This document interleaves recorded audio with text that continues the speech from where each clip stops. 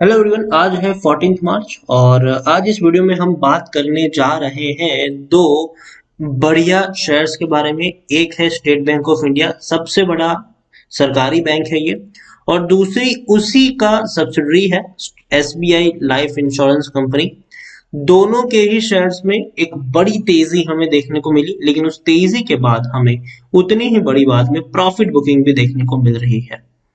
इस वीडियो में हम डिस्कस करेंगे कि स्टेट बैंक ऑफ इंडिया और एसबीआई लाइफ दोनों के ही शेयर्स में इस गिरावट में खरीदारी का मौका है कि नहीं, और फ्यूचर में आप यहां पर कितना टारगेट अज्यूम करके चल सकते हैं।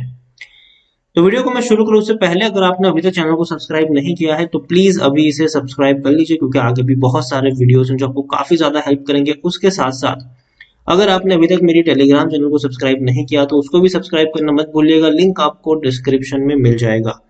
तो शुरुआत करते हैं हम स्टेट बैंक ऑफ इंडिया से। 380 रुपए का ये शेयर है अभी हाल फिलहाल में, और एक महीने में अगर हम देखें तो 415 रुपए तक पहुंच गया था। एक महीने में भले ही आपको सिर्फ 3.5% की गिरावट दिख रही हो, लेकिन एक बड़े लेवल से टूटकर ये शेयर नीचे आया है, इसमें कोई शक नहीं है। 415 रुपए के ऊपर था, गिरावट आई, तेजी आई, गिरावट आई, तेजी आई, गिरावट आई, तेजी आई, और फिर से यहाँ पर गिरावट बनी हुई है। एक साल में अगर हम देखें तो पिछले एक साल में स्टेट बैंक ऑफ इंडिया में 78% का ग्रोथ है।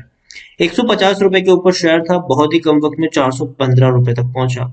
और ये वो लेवल्स थे जहां जहां जब ये शेयर 150 रुपए से लेकर 400 रुपए तक ट्रेड कर रहा था, तब मैंने कई सारे वीडियोस बनाए थे और मैंने कहा था कि यहाँ पर सिर्फ और सिर्फ खरीदारी का मौका है, बेचने की गलती मत करना। वक्त लगेगा इसमें तेजी आने में, लेकिन जब आएगी तब बहुत ही बड़ी तेजी आएगी, और तेजी आपको देखने को मिले भी सही। लेकिन जब शेयर 400 रुपए से ऊपर निकल गया, तब मैंने वीडियो बनाकर आपको इन्फॉर्म भी किया था कि अब आपको यहाँ पर प्रॉफिट बुकिंग कर लेना चाहिए, क्योंकि शेयर ऑलरेडी बहुत दौड़ चुका है। अब आपको यहाँ पर प्रॉफिट बुकिंग देखने को मिलेगी। इसीलिए जब शेयर 400 रुपए के ऊपर था तब मेरी यहाँ पर प्रॉफिट बुकिंग करने की रिकमेंडेशन थी, और 2 बार मैंने कंटिन्यूअस वीडियो बनाया था और मैंने बताया था कि इसको बेच के निकल जाओ, बहुत जल्दी ये 375 रुपए तक जा सकता है, और अब ये उसी की तरफ आगे बढ़ भी रहा है।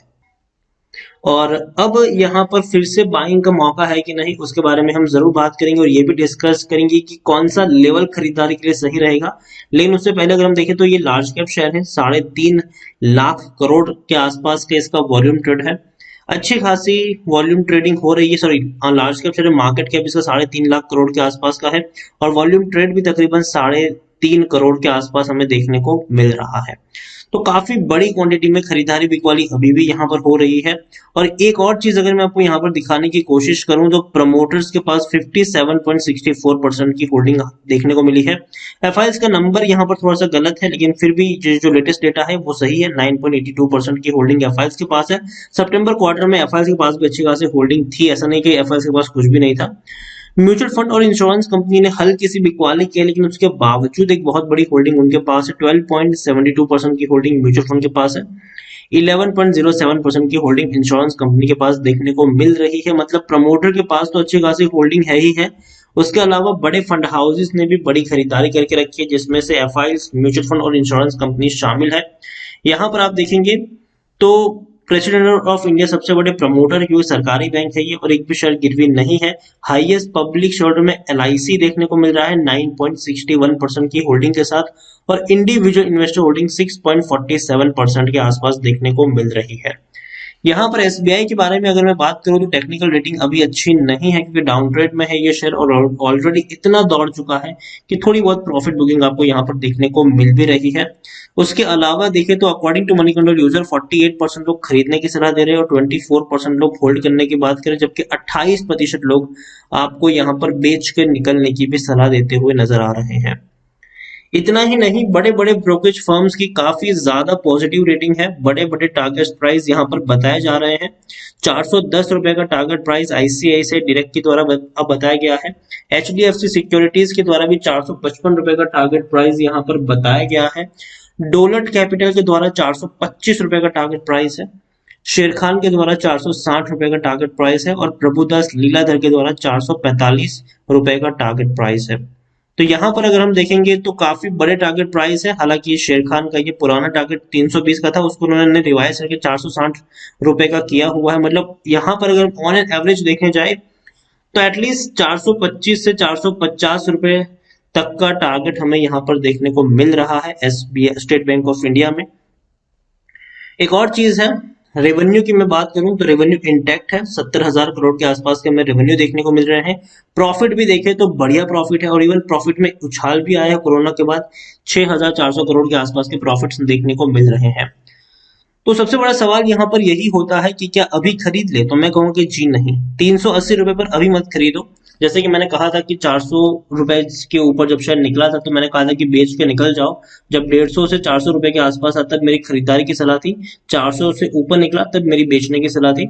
अब मेरी ये सलाह है कि अगर आपने खरीदारी की है तो आप बने रह सकते हो यहाँ पर, अगर आपका नजरिया लॉन्ग टर्म का है। लेकिन यहाँ से शेयर मुझे लगता है कि 360 रुपए के आसपास जा सकता है।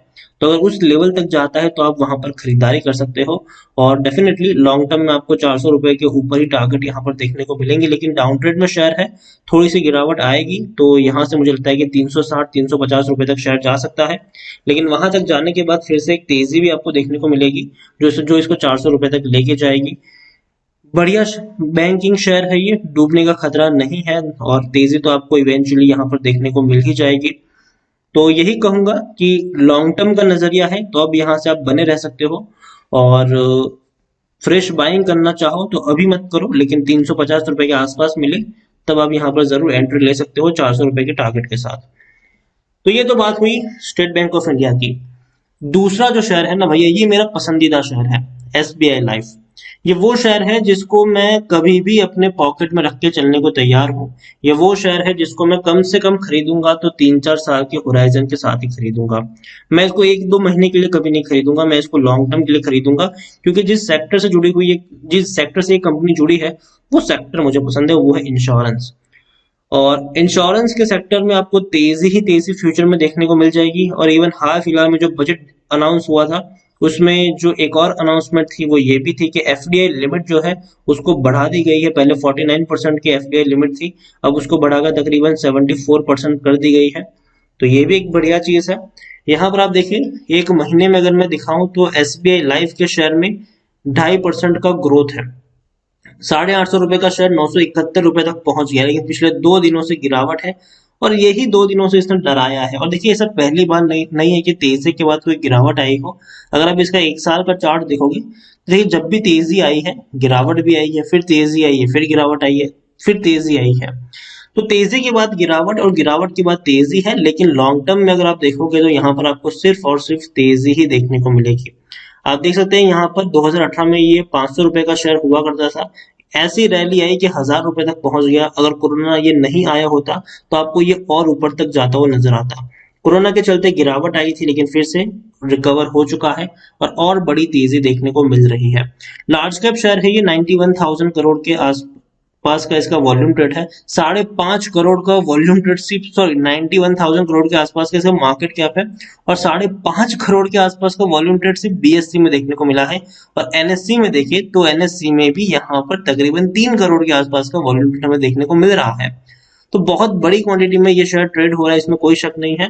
और शेयर होल्डिंग की बात करें तो प्रमोटर के पास 55.50% की होल्डिंग है, एफआईएस के पास 26.99% की होल्डिंग है, म्यूचुअल फंड के पास 4.85% की होल्डिंग देखने को मिल रही है। यहाँ पर देखिए, प्रमोटर में कौन है? SBI state bank of India, 55.50% की होल्डिंग उन्हीं के पास है, और एक भी शेयर गिरवी नहीं है। 35 म्यूचुअल फंड स्कीम्स और 534 जितने एफआईएस का यहाँ पर पैसा लगा हुआ है।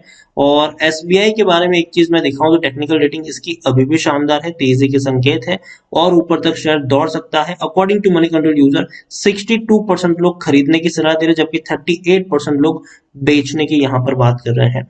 और इसके भी जो टारगेट्स है वो 1,000 रुपए से ऊपर ही बताए जा रहे हैं, और वहां तक ये बहुत जल्दी पहुंचेगा भी सही। हाल फिलहाल में एक बड़े ब्रोकरेज हाउस ने इसका टारगेट प्राइस 1,200 रुपए तक का दिया हुआ है। जो एक नेगेटिव पॉइंट इसका आया था वो यही था कि रेवेन्यू में बड़ी गिरावट आई है। देखिए, रेवेन्यू इनका डीप हो रहा है, प्रॉफिट भी अगर हम देखें तो प्रॉफिट भी धीरे धीरे गिरावट की तरफ जा रहा है, लेकिन फिर भी एक बड़ी तेजी आपको बहुत जल्दी यहाँ पर देखने को मिल सकती है। एसबीआई लाइफ के बारे में कहूंगा कि शेयर बढ़िया है, 900 रुपए से नीचे मिले तो छोड़ना नहीं चाहिए इसे। और बहुत जल्दी 1000 रुपए से ऊपर भी ये निकलता हुआ नजर आएगा। तो दोनों ही शेयर्स मुझे पसंद है, लेकिन जिस प्राइस पे ट्रेड कर रहा है एसबीआई वो मुझे पसंद नहीं। मुझे लगता है कि 350 रुपए के आसपास खरीदारी का सही मौका है। और एसबीआई लाइफ मुझे हर प्राइस से पसंद है। कभी भी खरीदारी करो, लेकिन नजरिया 2-3 साल का होना चाहिए। फ्यूचर जो है इंश्योरेंस का वो बेहतर है, दमदार है, शानदार है, तेजी आपको जरूर देखने को मिलेगी। दोनों ही शेयर्स दमदार है, दोनों ही शेयर्स में आपको तेजी देखने को मिल जाएगी। और पसंदीदा शेयर मेरा यहाँ पर एसबीआई लाइफ है, तो एसबीआई लाइफ को भी आप यहाँ पर मार्क करके चल सकते हैं। लेकिन एक चीज कहूंगा कि अगर आप खरीदारी भी करो तो किसी एक प्राइस पे बहुत सारे शेयर्स मत खरीदना, टुकड़ों में खरीदारी करो। अगर आपको 500 शेयर खरीदने हैं तो पहले 100 शेयर खरीदो, फिर वेट करो गिरावट आए और क्वांटिटी ऐड करो, वेट करो गिरावट आए और क्वांटिटी ऐड करो। इस तरीके से ही यहाँ पर प्ले करेगा। ज्यादा ओवर एक्साइटमेंट में बहुत बड़ी क्वांटिटी मत खरीद लेना, और गिरावट में पैनिक में आकर बेचने की गलती भी यहाँ पर मत करना। तो वीडियो को यहीं पे एंड करूंगा। पसंद आए हो तो प्लीज लाइक कर, शेयर कर। चैनल पर अगर पहली बार आए हैं तो प्लीज सब्सक्राइब करें। और स्टेट बैंक ऑफ इंडिया और एसबीआई लाइफ दोनों के बारे में आप क्या सोचते हैं वो भी आप मुझे कमेंट में लिखकर बता सकते हैं। Thank you.